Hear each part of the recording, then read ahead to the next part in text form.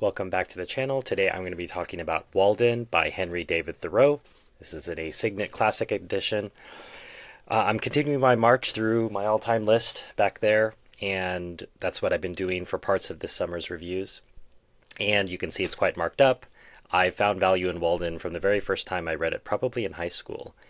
And I'm just going to read, without too much commentary, some of my favorite quotes from the text. Let's get started. When we consider what, to use the words of the Catechism, is the chief end of man, and what are the true necessaries and means of life, it appears as if men had deliberately chosen the common mode of living because they preferred it to any other. Yet they honestly think there is no choice left. But alert and healthy natures remember that the sun rose clear. It is never too late to give up our prejudices. No way of thinking or doing, however ancient, can be trusted without proof. What everybody echoes or in silence passes by as true, today may turn out to be falsehood tomorrow, mere smoke of opinion, which some had trusted for a cloud that would sprinkle fertilizing rain on their fields.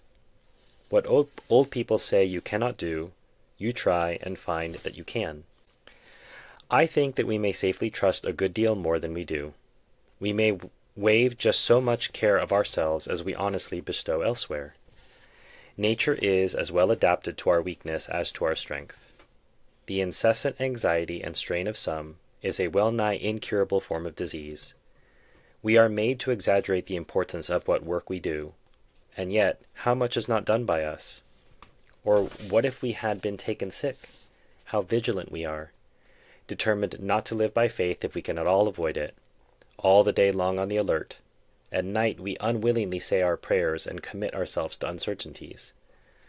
So thoroughly and sincerely are we compelled to live, reverencing our life, and denying the possibility of change.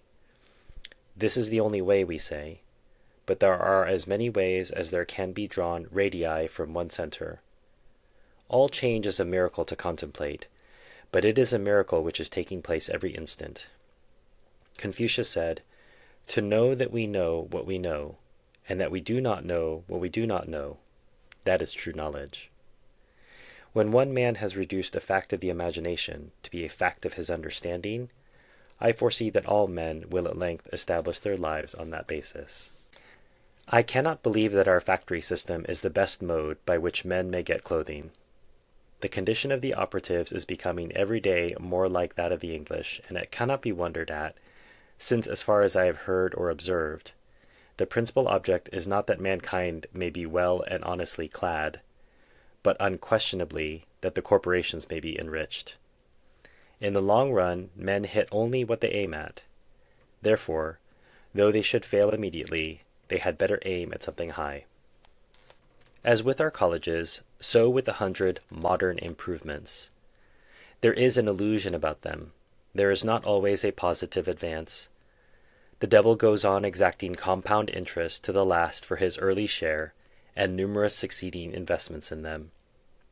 Our inventions are wont to be pretty toys, which distract our attention from serious things. They are but improved means to an unimproved end, an end which it was already but too easy to arrive at, as railroads lead to Boston or New York. We are in great haste to construct a magnetic telegraph from Maine to Texas, but Maine and Texas, it may be, have nothing important to communicate.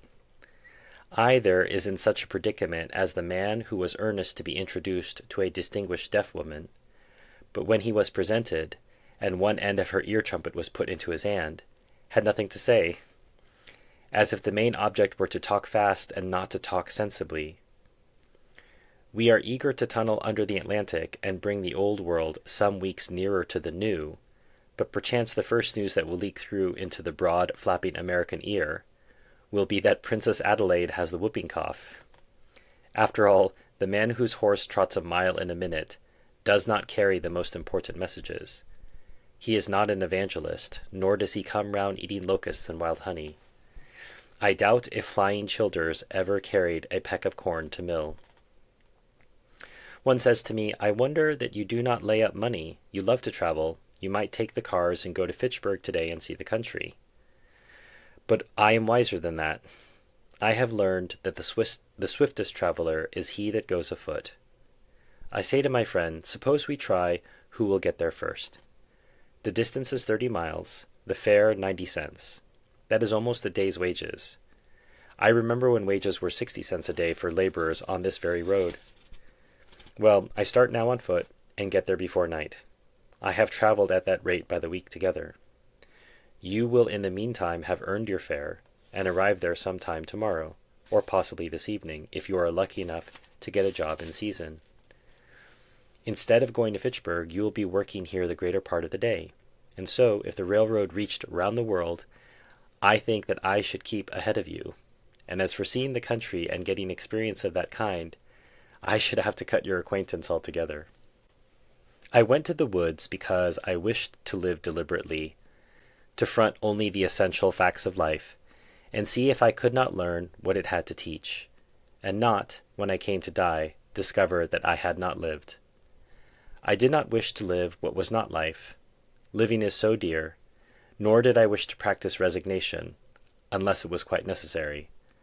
I wanted to live deep and suck out all the marrow of life, to live so sturdily and Spartan-like as to put to rout all that was not life, to cut a broad swath and shave close, to drive life into a corner and reduce it to its lowest terms, and, if it proved to be mean, why then to get the whole and genuine meanness of it, and publish its meanness to the world, or, if it were sublime, to know it by experience, and be able to give a true account of it in my next excursion. Commerce is unexpectedly confident and serene, alert, adventurous, and unwearied. It is very natural in its methods withal, far more so than many fantastic enterprises and sentimental experiments, and hence its singular success. I am refreshed and expanded when the freight train rattles past me, and I smell the stores which go dispensing their odors all the way from Long Wharf to Lake Champlain, reminding me of foreign parts, of coral reefs, and Indian oceans, and tropical climes, and the extent of the globe. I feel more like a citizen of the world at the sight of the palm leaf which will cover so many flaxen New England heads the next summer, the manila hemp and coconut husks, the old junk, gunny bags, scrap iron, rusty nails. This carload of torn sails is more legible and interesting now than if they should be wrought onto paper and printed books. Who can write so graphically the history of the storms they have weathered as these rents have done? They are proof sheets which need no correction. Here goes lumber from the Maine woods, which did not go out to sea in the last freshet, risen $4 on the 1,000 because of what did go out or was split up. Pine, spruce, cedar, first, second, third, and fourth qualities. So lately all of one quality, to wave over the bear, and moose, and caribou. Next rolls Thomaston lime, a prime lot, which will get far among the hills before it gets slacked. These rags and bales of all hues and qualities, the lowest condition to which cotton and linen descend, the final result of dress, of patterns which are now no longer cried up, unless it be in Milwaukee, as those splendid articles, English, French, or American prints, ginghams, muslins, etc., gathered from all quarters both of fashion and poverty, going to become paper of one color or a few shades only, on which, forsooth, will be written tales of real life, high and low, and founded on fact. This closed car smells of salt fish, the strong New England and commercial scent, reminding me of the Grand Banks and the fisheries.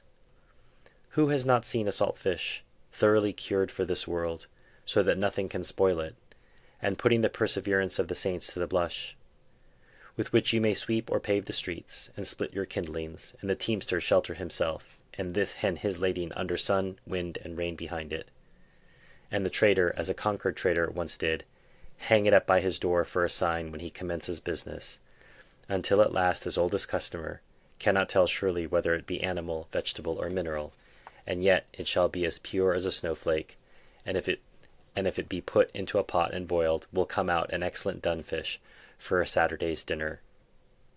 Next, Spanish hides, with the tails still preserving their twist, and the angle of elevation they had when the oxen that wore them were careering over the pampas of the Spanish Main, a type of all obstinacy, and evincing how almost hopeless and incurable are all constitutional vices. I confess that practically speaking, when I have learned a man's real disposition, I have no hopes of changing it for the better or worse in this state of existence.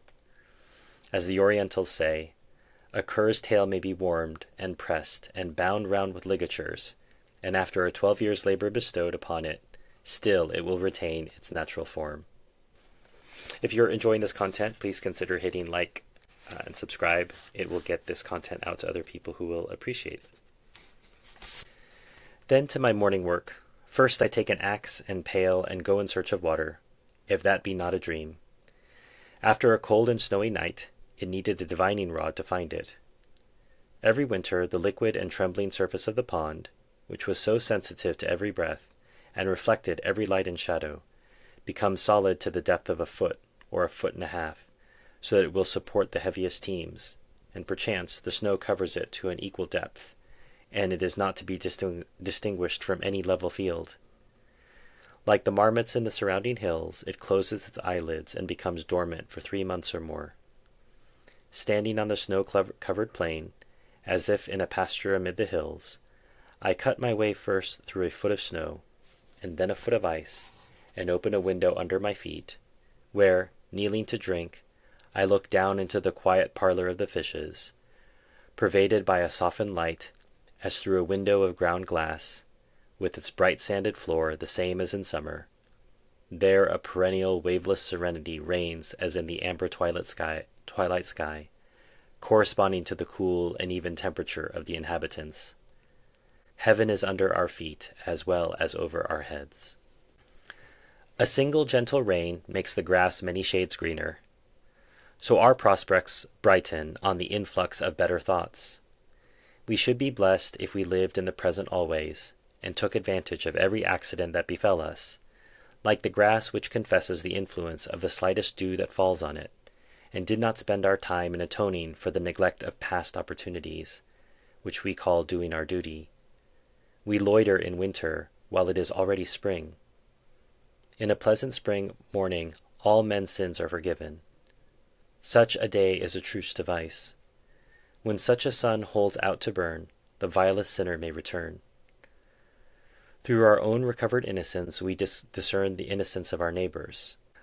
I learned this at least by my experiment, that if one advances confidently in the direction of his dreams, and endeavors to live the life which he has imagined, he will meet with a success unexpected in common hours.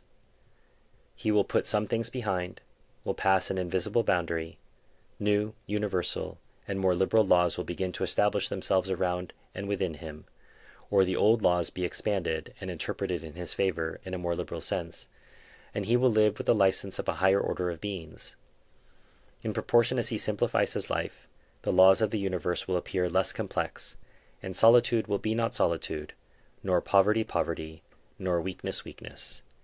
If you have built castles in the air, your work need not be lost. That is where they should be. Now put the foundations under them.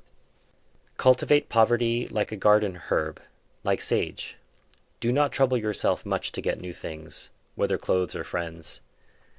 Turn the old, return to them. Things do not change. We change. Sell your clothes and keep your thoughts. God will see that you do not want society. If I were confined to a corner of a garret all my days, like a spider, the world would be just as large to me while I had my thoughts about me. The philosopher said, from an army of 3 divisions one can take away its general, and put it in disorder. From the man the most abject and vulgar, one cannot take away his thought. Do not seek so anxiously to be developed, to subject yourself to many influences to be played on. It is all dissipation. Humility, like darkness, reveals the heavenly lights.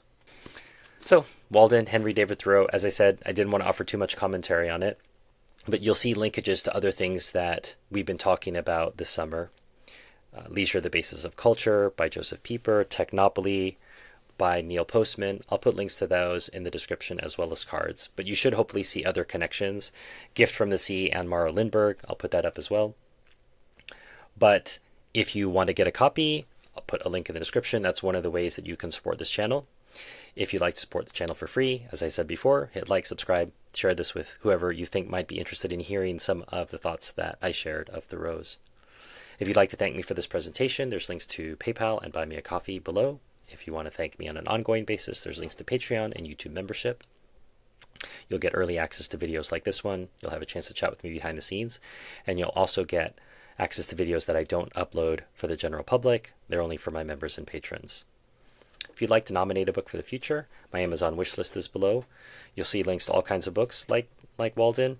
You'll also see books on Palestine. That's for my Palestine bookshelf project. If you'd like to check that out, please feel free. Otherwise, select a book from the non-Palestine books and send it my way. I'll do my best to review it in a timely manner.